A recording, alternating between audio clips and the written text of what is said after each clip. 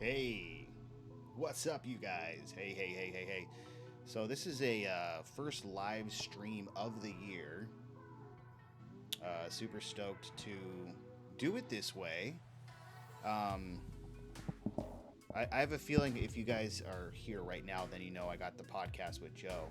We do that live, and it's super fun. So, I'm going to start doing some live stuff, some live real estate stuff. Um, since this is the first one, you guys got to help me produce it. Let me know how the sound is. We can kind of hone it in together. Let me know if you can hear me right.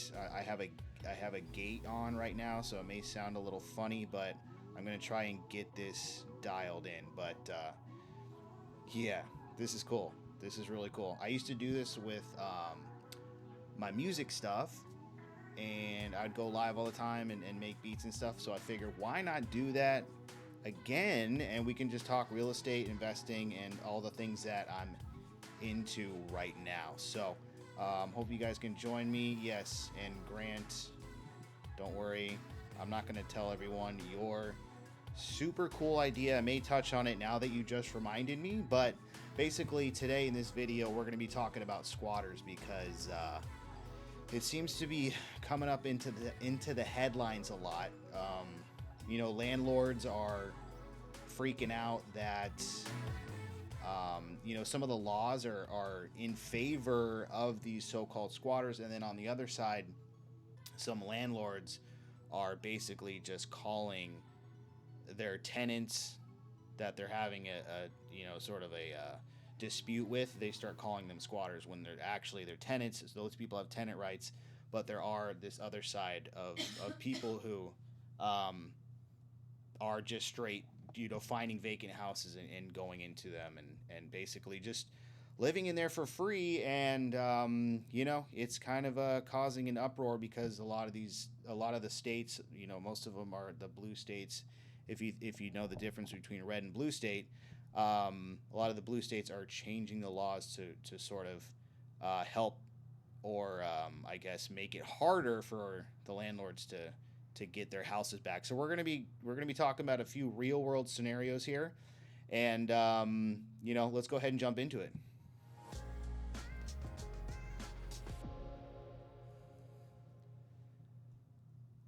It's a living nightmare. Okay, this first story is, you guessed it. It's the sweet Portland. That's where my sister lives, and she moved from California to Portland. I tried to tell her to stop. I said, "Why are you doing this? What did I do to you? Do you hate me?" But no, she went to college there, and then actually moved there. But I'm just kidding. Portland's actually a really cool city. I've toured there with my band, and just visited it while my sister was living there. But man, some of their laws are getting a little out of control. It's a living nightmare. Neighbors say houseless people are breaking into vacant homes in southeast Portland. And this is the sad part. It's like, read this part. Neighbors said they bought guns, installed security, barricaded their doors in an effort to stay safe in an area increasingly becomes a haven for squatters. And I do mobile home flips out in Hemet, California. Shout out to Grant. It's his favorite place. It's where he grew up as a little boy and went to high school. He loved Hemet. That's what he always talks about when we're together. And they have a really big squatter problem. So these people will find vacant mobile homes and, basically just move in there. And what we found, or what we heard from the neighbors, is they have a whole system, and they're sort of like together. They know what's going on. So they have a whole system where they'll put rocks in the driveway, and that'll sort of signal to each other that the house is vacant. So what up, Liz? Liz is in the chat. Liz always joined me on my music stream, so I'm glad she's here today. So yeah, a line of RVs sat parked along the southeast 67th Avenue outside two vacant homes late Thursday morning. Neighbors say the area has become a magnet for members of the Portland's houseless community. It's unbearable to watch your whole city turn into a dumpster fire. Um, so it's a living nightmare. There's no peace of mind. There's no sleeping well at night. Every little noise, I'm jumpy. So these are vacant homes that are just being basically taken over, and and the people that suffer are number one the homeowners, and then also number two the neighbors. So the last deal that we took over sub two and then ended up wholesaling was the same sort of thing. It was like every house and every mobile home on this street was good, and it was like a whole community. It looked nice, and then there's this one vacant property that I guess they had like 12 people there at one time, cars, and then you never know who's actually there, who's a criminal, who may be living it up into criminal activity. I feel like my sound is weird. Let me know if my sound is weird or not, because I'm still working out the kinks. But yeah, so that's one area that I think everybody knows. Um, Everybody knows, like, kind of Portland's like pretty bad for the unhoused, and then their laws. But check this out. So this may be part of the problem. Thriving how-to squatter internet forums reveal home takeover secrets. So now people are becoming very savvy about how the laws work in all of these cities. And so, you can go on TikTok. I know this guy just became famous a little while ago because he was telling people how to break into homes and then evoke squatters' rights. And it's not every state, it's not every city, it's not every county. So the fact that people are starting to hone in on where the laws are favoring the squatters, it's causing kind of friction there. So yeah, so he shows people how to find these homes and then invoke the squatter rights, and and even if you have no trespassing and all that kind of stuff, it's like once the people get in there, then oftentimes if they start having like mail sent to there, or they turn on the utilities in their name, then it can cause like a real problem. And so there's sites and I guess TikToks where people are showing people how to get in to these properties. And so see, these are some of the properties that we target for reaching out to homeowners and saying like, hey, how can we help you? Because some of these owners of the houses that are vacant don't live nearby. They could live out of state. They could live 2 hours away. And so I've experienced this myself, where we lived 2 hours away from this mobile home, and then every time we go out there, we realize something else is gone. People have been in the house, and so we had to board it up and try to keep people out. But it's like, if people want to get in, they're going to get in. So it becomes a real problem. So there's that one. And here's like some of the crazier sort of instances. So a fed up homeowner arrested after a tense standoff. Let's check this out.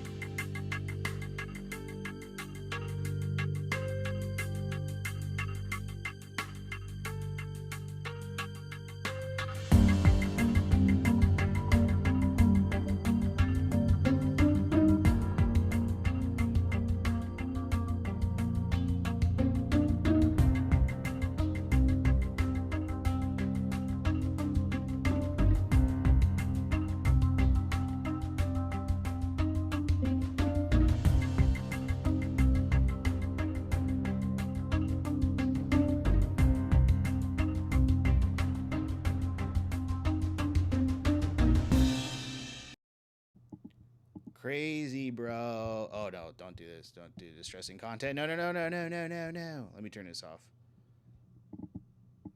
Okay. Dog survives a vicious attack.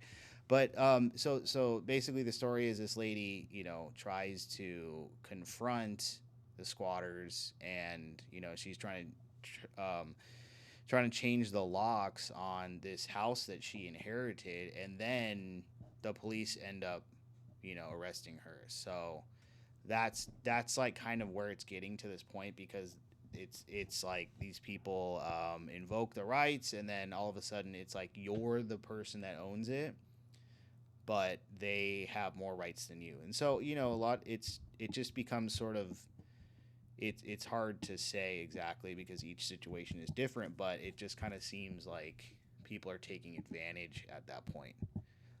Let's check this one out here.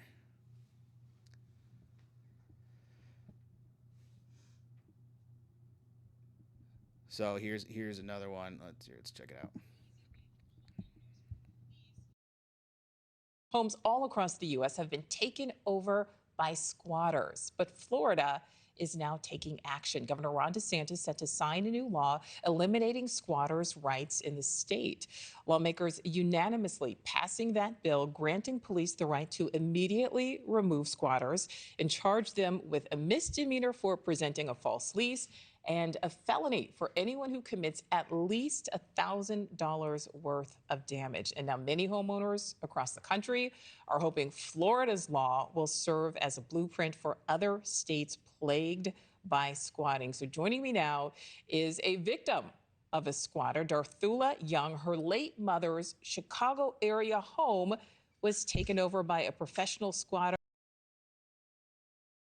So right there, I mean, I think people are starting to realize that the laws are kind of, it's making it to where you don't have any recourse when people get in. And so now it's taking I guess legislation after people that are just mom and pop homeowners, mom and pop landlords, people that have inherited a property. Maybe they say they bought property 30 years ago, and then this was their retirement, and all of a sudden it gets taken over, and there goes any of your income at that point. So it's kind of a crazy situation. So let's go ahead and keep watching this. With a long criminal history. Darthula, thank you so much for giving me some of your time. First of all, how did you even first learn that a stranger was actually living in your mother's home?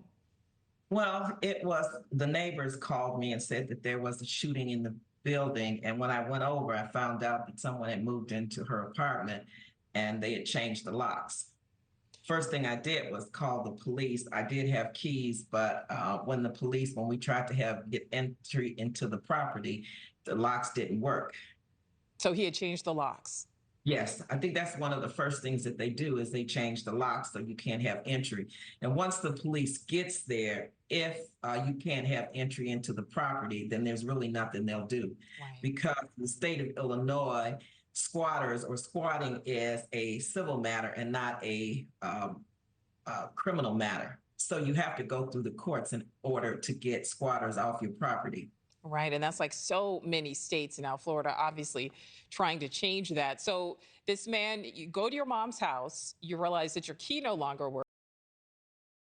So you kind of get the idea there, but it's like, this is your mom's house. There's somebody in there that shouldn't be in there. You call the cops and they're like, there's nothing we can do. So, and then at that point, you got to take it into eviction court. That's not a quick process, especially in Illinois, especially in Chicago. That's, that could be 6 months, that could be 9 months. And, who knows what's going on at that point. So, I think people are starting to kind of, not take matters into their own hands in like a vigilante way, but like people are coming up with creative ways to sort of fight back, and they're using they're fighting fire with fire, I guess you could say. And it's like, take a look at this. So California is taking squatting crisis into their own hands. So a group of Californians have taken the squatting crisis in the state into their own hands and created a business in which you can hire somebody to get rid of illegal tenants on your property. And then they're kind of saying, during COVID, that made it almost impossible to get people out of their property, and then homeowners are losing thousands of dollars in the process. So Lando Thomas, one of the business owners behind Southern California-based Squatter Squad, has been removing squatters since 2018. He teamed up with a few others to start a branded company all about removing unruly and illegal tenants from homeowners' properties. And then he says, because squatting seems to be on the rise, the courts are backed up for months to years, police can't or won't help, property owners feel helpless and are taking the squatters to court. Or taking the squatters to court is the only path to getting their property back. Even the neighbors can be victims because where there's squatters, there's usually bad activities going on, such as drug dealing and other crimes. So it's it's pretty crazy. So I'm gonna see here like what he tries to do.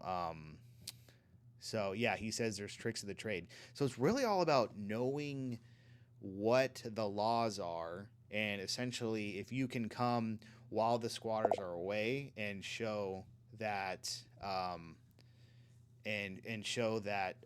basically like you have a lease, then you can come in there and basically squat on the squatters and then take it back. So Liz C says you keep freezing for a second. Okay. This is just sort of a trial run, and I'll get it down. I appreciate the feedback on that. But we're going to keep pushing forward. And so, I'm sure you guys have seen this guy. As soon as I start putting up Ring cameras in every room of the house and tell them they are now on a reality show, people kind of want to get away as fast as possible, and they don't want to be seen. Just to move in and go in and sit on the couch and open the fridge and basically be like, I don't know what you're doing, but this is my home now. Hi, my name is Flash Shelton. I'm the founder of the United Handyman Association, and I got some attention from removing squatters from my mom's home in less than a day. A few years ago, squatters took over my mom's home after my dad passed away, and I devised a plan when I didn't get any help from law enforcement to go in on my own and switch places with them. I became a squatter myself, and I basically laid it out to them and locked them out, put up cameras, and they took my deal and left.